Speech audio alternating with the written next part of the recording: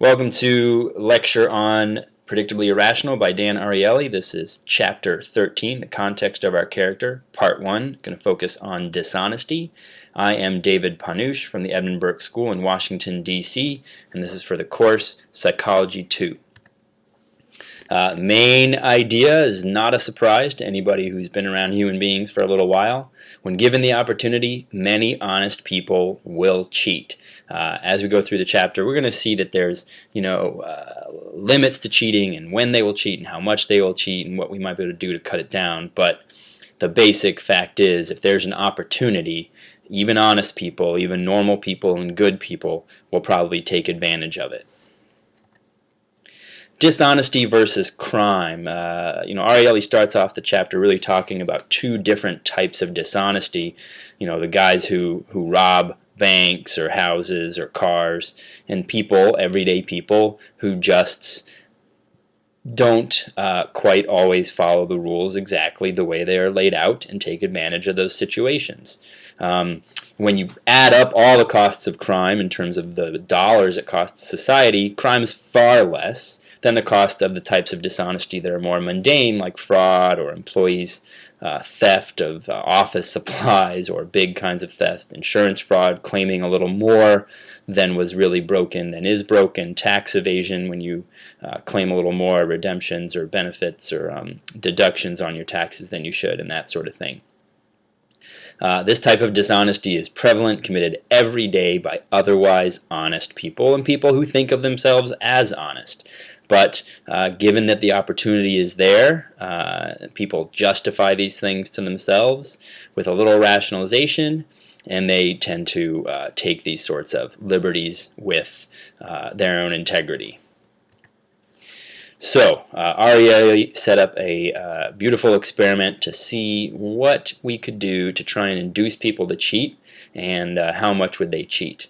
And I want you to, if you haven't read the chapter, after I describe these control conditions, I want you to pause this video and write down, I'm going to give you what the control group got, and then I want you to write down what you think the folks in conditions 2, 3, and 4 did on the quizzes. So they gave them a quiz, it had 50 questions of general knowledge. Then they said, transfer your answers to a bubble sheet.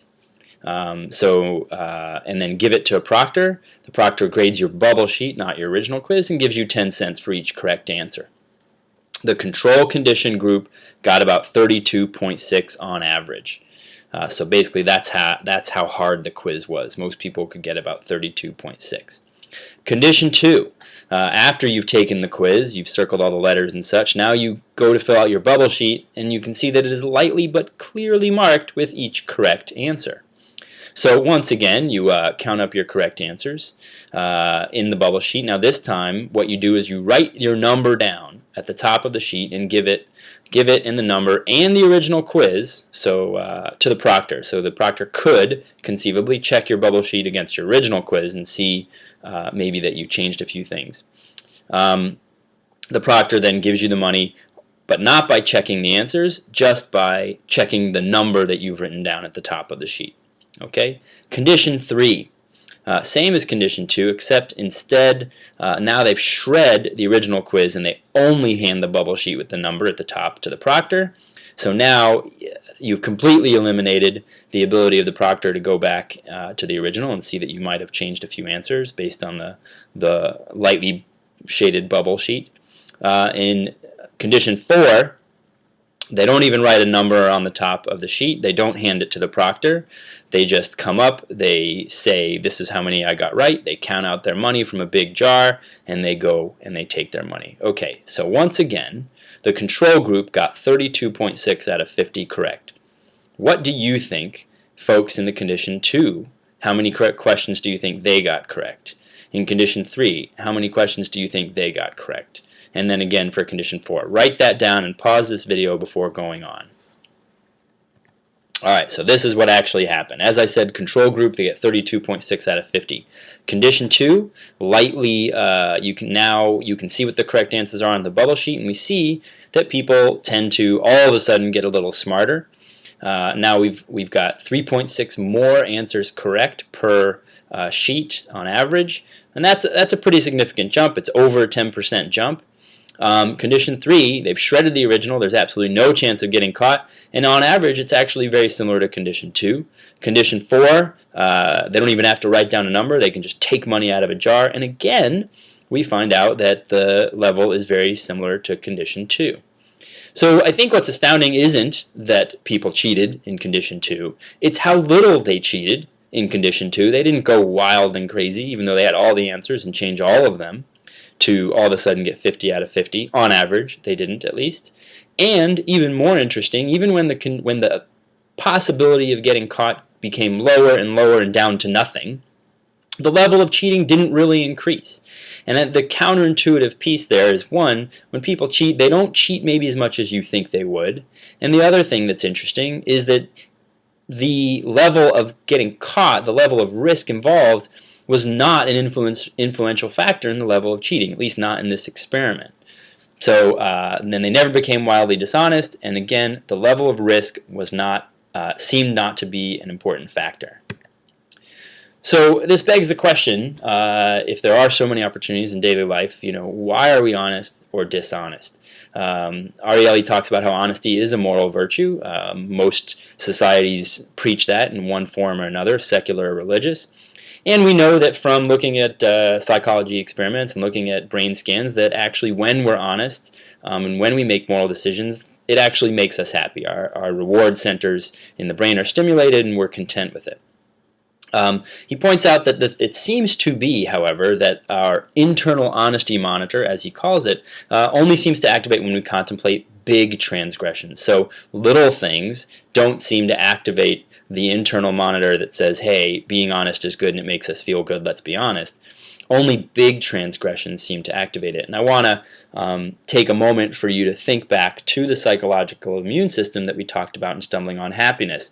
This is a very similar idea, that the psychological immune system that kicks in to make us healthy psychologically tends to overlook small things and let small things go and create some very odd counterintuitive behaviors, and maybe this is another example in a similar way, a parallel way, which is worth sort of contemplating a little bit. And this last point is just a reiteration of what we were talking about before. It doesn't seem to be that the external factors, that is how much you might get caught or how much the punishment is, that rational analysis doesn't seem to be the best way to discourage honesty or, on the flip side, to encourage honesty. And this is counterintuitive to what most people might think. So now they said, well, how can we encourage honesty? Let's try something different.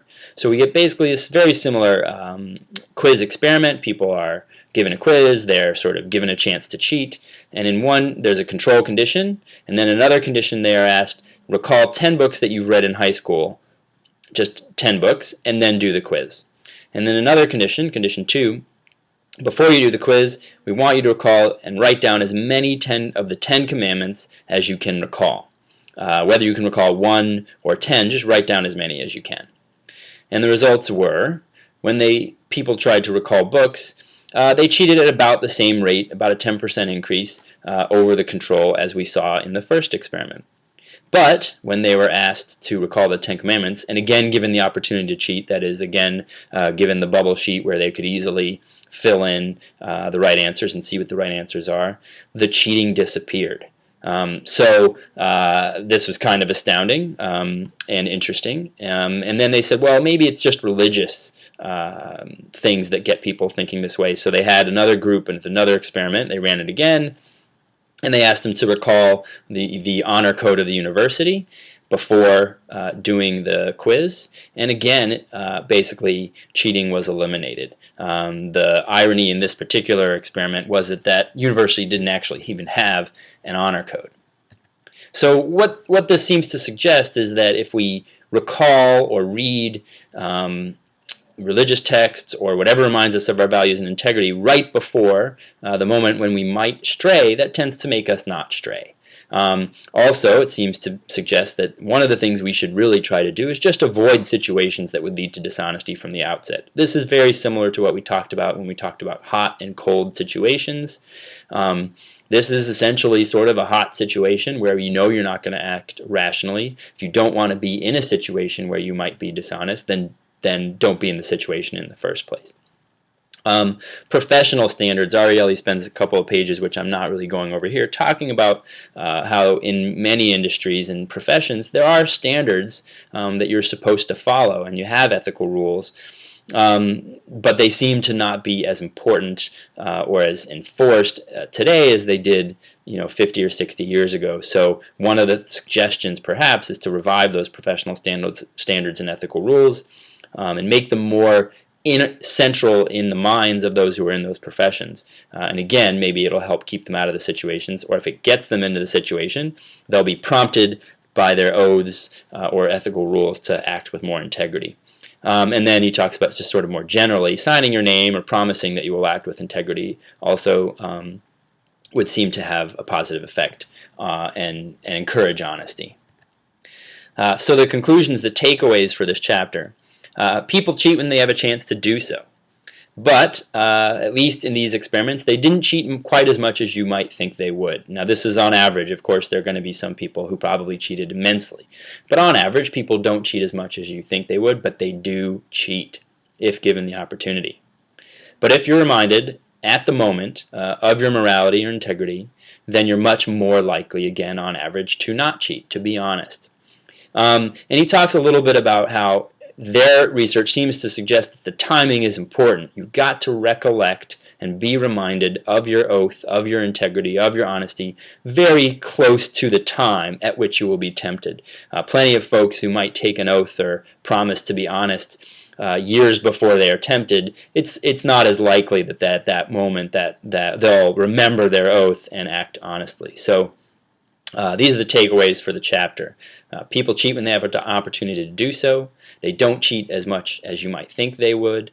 Again, I'll point out that the rational part of it doesn't seem to matter. That is, the punishment doesn't seem to matter, or the likelihood of getting caught doesn't seem to matter. But if you can remind people at the moment that they're about to be tempted, they will tend to be more honest.